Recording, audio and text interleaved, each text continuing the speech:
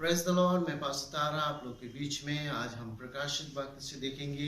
मैं इससे पहले प्रकाशित वाक्य उसका 1 अध्याय 1 से लेके 11 तक मैंने स्टडी दे चुका हूँ। आज हम 12 से लेके 20 तक देखेंगे। आइए हम इसको पढ़ते हैं, फिर हम लोग इसके विषय में हम और सुनेंगे। पढ़िएगा। तब मैंने उसे जो मुझसे बोल रहा था देखने के लिए अपना मुंह फेरा, और पीछे घूमकर मैंने सोने की 7 दीवटें देखी, और उन दीवटों के बीच में मनुष्य के पुत्र सदृश एक पुरुष को देखा, जो पांव तक का वस्त्र पहने हुए और छाती पर सोने का पटुका बांधे हुए था। उसके सिर और बाल श्वेत ऊन वर्ण पाले के समान उज्जवल थे, और उसकी आंखें आग की ज्वाला के समान थीं। उसके पांव उत्तम पीतल के समान थे, जो मानो भट्टी में ताया हो गया हो, और उसका शब्द बहुत जल के शब्द के समान था।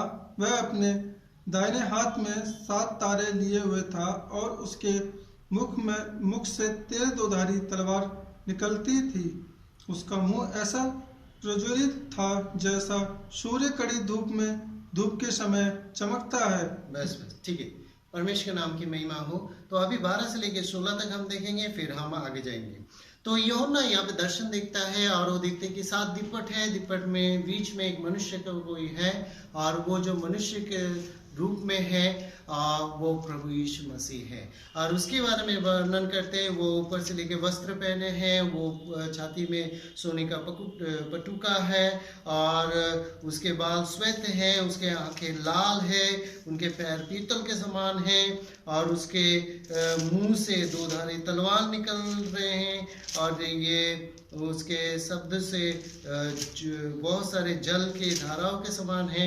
ऐसे वर्णन किया गया है। तो वास्तव में अगर हम लोग कोई पिक्चर बनाएंगे तो हमें देखेंगे प्रभु यीशु मसीह का मुंह से तलवार निकल रहे हैं, उसके आंखें लाल है, उनके वस्त्र है। अगर कोई पिक्चर बनाते हैं तो वास्तव में वैसे पिक्चर नहीं है। इसमें बहुत सारे अर्थ है जो मैं आपको इससे आगे मैं जानना चाहता हूँ, मैं बताना चाहता हूँ। बाइबल में वस्त्र हमेशा उद्धार को बताते हैं। तो प्रभु यीशु मसीह ऊपर से लेके नीचे तक वस्त्र पहनने का इसका अर्थ है वो हर एक मानव जाति को उद्धार देने में वो सामर्थ्य है। हालेलुया। यहाँ पे वस्त्र जो है उद्धार को दिखाता है। मत्ती उसका 22 अध्याय उसमें अगर आप जाएंगे, मत्ती 22 अध्याय उसका 11 में पढ़ेंगे तो यीशु मसीह वहाँ पे इस प्रकार कहते हैं कि विवाह के भोज में राजा जब अतिथि से मिलने के लिए आते हैं तो एक व्यक्ति को देखते हैं और वो कहते हैं कि हे मित्र, तेरा विवाह का वस्त्र कहाँ गया है? और उसके पास बोलने का शब्द नहीं है। तब कहते हैं इसको हाथ पैर बांध के इसको आग में डाल दिया जाए। इसका मतलब राजा उनको वस्त्र दिया था विवाह में के भोजन में आने के लिए, मगर वो विवाह के भोजन में वस्त्र पहन के नहीं आया, इसलिए आग में डाला गया। यहाँ पे वस्त्र उद्धार को बताता है। प्रिय परमेश्वर के लोग, मरकुस उसका 6 अध्याय उसका 56 में अगर पढ़ेंगे, वहां पे लोग यीशु मसीह पे गिर पड़ रहे थे, उसके कपड़े को छू रहे थे, और जितने लोग छू रहे थे वो चंगाई को पा रहे थे। इसका मतलब उसका वस्त्र में, कपड़े में उद्धार और सामर्थ छुपा हुआ है जो हर एक व्यक्ति को बीमारी से, पापों से छुटकारा दे सकते हैं। एक स्त्री के विषय में हम देखते हैं कि वो चुपके से आके प्रभु के वस्त्र को छू लेते हैं और उसको चंगाई मिल जाते हैं, जो उन्होंने काफ़ी साल से, 12 साल से उसके लिए उन्होंने दुख उठाया है। तो हम देखते हैं वस्त्र जो है उद्धार को दर्शाता है। लूका उसका 8 अध्याय उसका 17 में जाएंगे तो वहाँ पे भी जब झील को पार करके वो पहुँचते हैं एक गाँव में, वहाँ पे एक कब्र में एक व्यक्ति रहते हैं। उसमें 7 17 में लिखा है वो कोई भी कपड़ा नहीं पहनता था। जब ठीक हो जाता है 35वें पद में लिखता है कि वो कपड़ा पहने हुए सचेत प्रभु यीशु मसीह के पैरों में पड़ा हुआ था। तो वस्त्र प्रभु ने दिया है उसको ठीक करने के बाद। तो हम देखते हैं प्रभु यीशु मसीह उद्धार को दर्शाता है।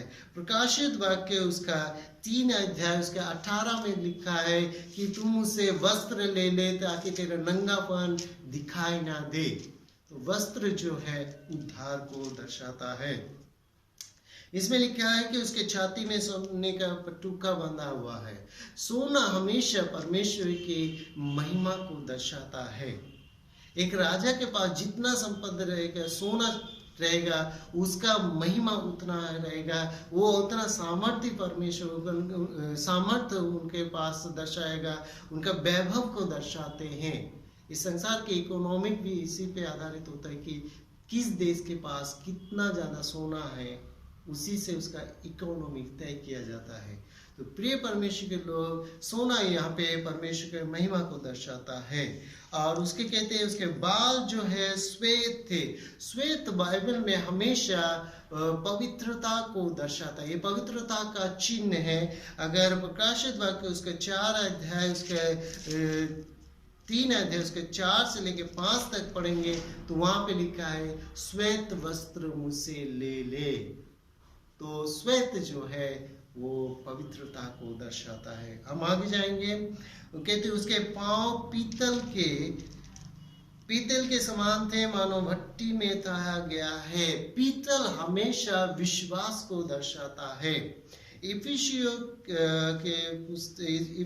के पत्री उसका 6 अध्याय उसके 4 में 14 में अगर पढ़ेंगे, मैं पढ़ता हूँ 16 में, तो कहते हैं और इन सब के साथ विश्वास का ढाल ले लो जिसमें स्थिर रहो, तो जिससे तुम दुष्टों के सब जलते हुए तीरों को बुझा सको। तो ढाल यहाँ पे जो है वो पीतल का रहता है।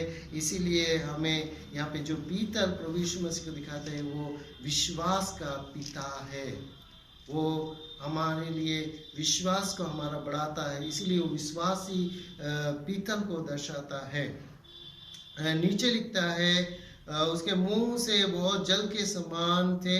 16 में लिखा है वो अपने दाहिने हाथ में 7 तारे लिए हुए थे और उसके मुंह से तेज 2-धारी तलवार निकल रहे थे।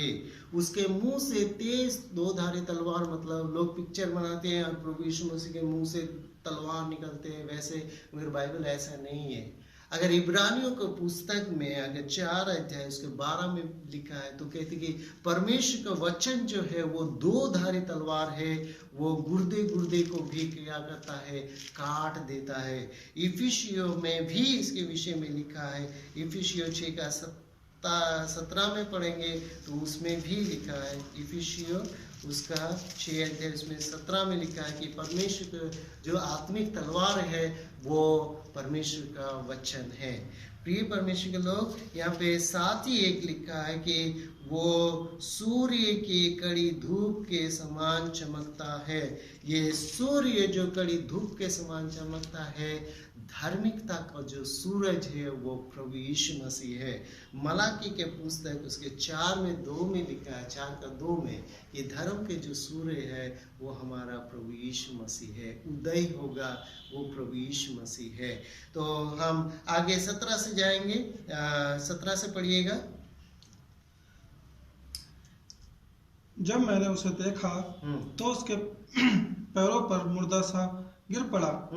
उसने मुझ पर अपना दाहिना हाथ रखकर कहा, मत डर, मैं प्रथम और अंतिम और जीवता हूँ। मैं मर गया था और अब देख मैं युग जीवता हूँ और मृत्यु और अधोलोक की कुंजियां मेरे ही पास हैं। इसीलिए जो बातें तूने देखी हैं और जो बातें हो रही हैं और जो बातें इनके बाद होने वाली हैं, उन सब को लिख ले, अर्थात उन 7 तारों का भेद जिन्हें तूने मेरे दाहिने हाथ में देखा था, और उन 7 सोने की दीवटों का भेद।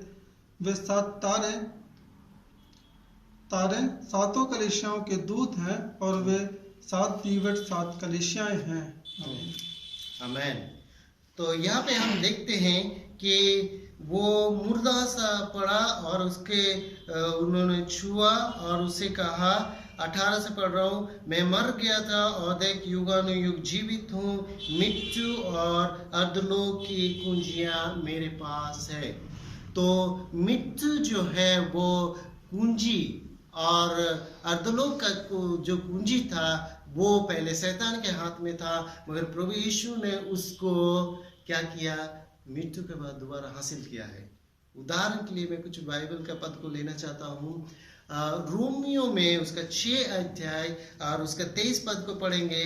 क्योंकि सबने पाप की और पाप की मजदूरी मृत्यु है, परंतु परमेश्वर का वरदान हमारे यीशु मसीह में अनंत जीवन है। जो मृत्यु था सबके ऊपर, मगर प्रभु यीशु ने उसको क्या किया है, वो मृत्यु के ऊपर जयवंत किया है। अगर 5 अध्याय में अगर पढ़ेंगे तो उसमें लिखा है, इसीलिए जिसने एक मनुष्य के द्वारा पाप जगत में आया और पाप के द्वारा मृत्यु आई। तो आदम ने पाप करने के बाद वो मृत्यु सभी मनुष्य में फैल गया। और इसमें लिखता है कि 17 में लिखता है, क्योंकि जब एक मनुष्य के अपराध के कारण मृत्यु हर एक के द्वारा राज्य किया, तो जो लोग अनुग्रह और धर्म रूपी बलिदान बहुत आय से पाते हैं, एक मनुष्य के अर्थात यीशु मसीह के द्वारा अवश्य है कि अनंत जीवन में राज्य करे। तो यहाँ पे कहते हैं कि प्रभु यीशु मसीह के द्वारा हम मृत्यु को पार करके अनंत जीवन तक पाए। तो मतलब मृत्यु जो है उसमें प्रभु यीशु मसीह जयवंत पाया है। आप जानते हैं प्रभु यीशु ने क्या कहा, मैं तुम्हारे सर के हर एक बाल को गिन के रखा हूँ, उसके बिना अनुमति गिरेगा नहीं। इसका मतलब मसीह लोगों को प्रभु यीशु मसीह के बिना मार नहीं सकता है। अगर किसी का समय पूरा हो गया है तो किसी न बहाने तरह से वो मृत्यु को प्राप्त करता है, मगर प्रभु यीशु मसीह के बिना उसे कोई हाथ नहीं लग सकता है, शैतान भी नहीं रख सकता है, क्योंकि प्रभु ने मृत्यु के ऊपर जय पाया है। आज मृत्यु के विषय में पौलुस कहता है, अगर पढ़ेंगे 1 कुरिन्थियों उसका 15 अध्याय उसका 34 अगर हम पढ़ेंगे, उसमें साफ साफ पौलुस कहता है, पढ़िएगा 1 कुरिन्थियों 15 अध्याय उसका 34, धर्म के लिए जाग उठो और पाप ना करो, क्योंकि कुछ ऐसे हैं जो परमेश्वर को नहीं जानते। मैं तुम्हें लज्जित, मैं पढ़ता हूँ 1 कुरिन्थियों उसका 15 का 34, और जब ये नाशवान अविनाशी को पहन लेगा और मरणहार अमरता को पहन लेगा, तब वो वचन जो लिखा है पूरा हो जाएगा। जय ने मृत्यु को निगल लिया, हे मृत्यु तेरा जय कहाँ रही, हे मृत्यु तेरा डंक कहाँ रहा। मृत्यु का डंक पाप है और पाप का बल व्यवस्था है, परंतु परमेश्वर का धन्यवाद हो जो हमारे प्रभु यीशु मसीह के द्वारा हमें जयवंत करता है। तो कहते हैं कि प्रभु यीशु ने जयवंत पाया है। और यहाँ पे लिखता है कि अधोलोक की कुंजियां मेरे पास है। अधोलोक उसको कहता है, ये नरक नहीं है मगर एक दंड देने वाली जगह है जहाँ पे दुष्टों को भेजा जाता है। वहाँ पे कहते हैं, प्रभु कहते हैं कि उसका भी कुंजी को मैंने हासिल कर लिया है। आमीन। हम 19 से पढ़ेंगे, इसीलिए जो बातें तूने देखा है उन सभी बात हो रहे हैं और जो इसके बाद होने वाले हैं उन सभी को लिख ले, अर्थात उन 7 तारों का भेद जिन्होंने तूने दाहिने हाथ में देखा, और उन 7 विपटों का भेद। वो 7 तारे 7 कलीसिया के दूत है। तो यहाँ पे 7 तारे दिखाई देते हैं जो हाथ में हैं। वो कहते हैं कि कलीसिया के दूत है। कलीसिया के दूत मतलब ये स्वर्गदूत नहीं है, ये कलीसिया के उन पासवानों को बताता है, पास्टरों के बारे में यहाँ पे बताया गया है। किसको लिखता है? 7 कलीसिया के दूत को लिख, और 7 दीपट वो 7 कलीसिया में है। एसरिया में 7 कलीसिया के नाम नीचे दिया गया है, इफिसुस, और 7 कलीसिया का नाम दिया गया है।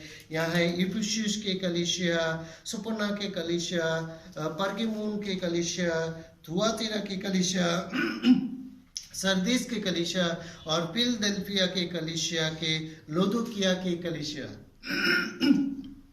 आप सोचेंगे कि ये 7 कलीसिया, वास्तव में ये 7 कलीसिया जो है इस पृथ्वी में जितने भी कलीसिया है, चाहे हमारे दिल्ली में हो, भारत देश में हो, या विश्व के कहीं, पूरे पृथ्वी में जितने भी कलीसिया में हैं लोग जाते हैं, प्रभु को मानते हैं, उस कलीसिया में 7 प्रकार के अनुभव में जीने वाले लोगों के बारे में दर्शाया गया है। उसके विषय में वो संदेश देता है।